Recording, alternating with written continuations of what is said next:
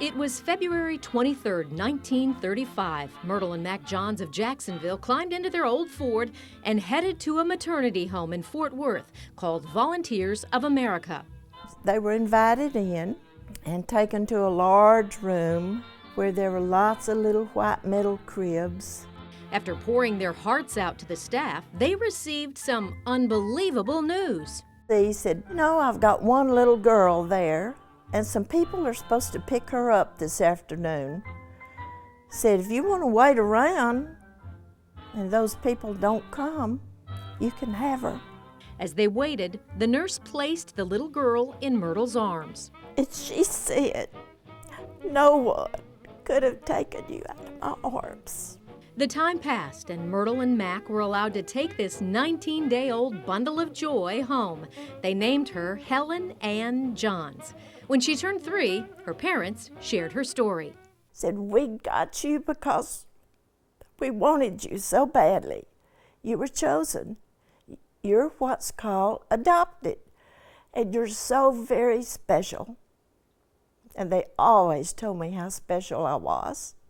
Ann still has the original receipt showing her adoption cost $13.05. I knew I was loved, and that's the most important thing at all for a child, to know that they're loved.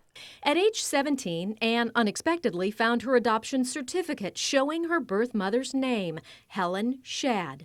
Then I knew I had been named for both mothers, and I've always appreciated that Mother and Daddy named me that way. After years of wondering about her birth mother, and now 43 years old, Ann tracked her down in Anaheim, California. This is the day I met my mother. I saw this lady about 20 years older than I was. She had white hair, and I thought, oh my goodness, that's where I get my white hair. The two hit it off, talking for hours. Ann said she was grateful to have finally heard the story of who she was.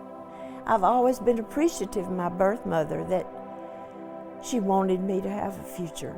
There I am. Ann was valedictorian of her Jacksonville High School class, making her parents very proud. Now 80 years old, Ann says she's had a blessed life thanks to adoption.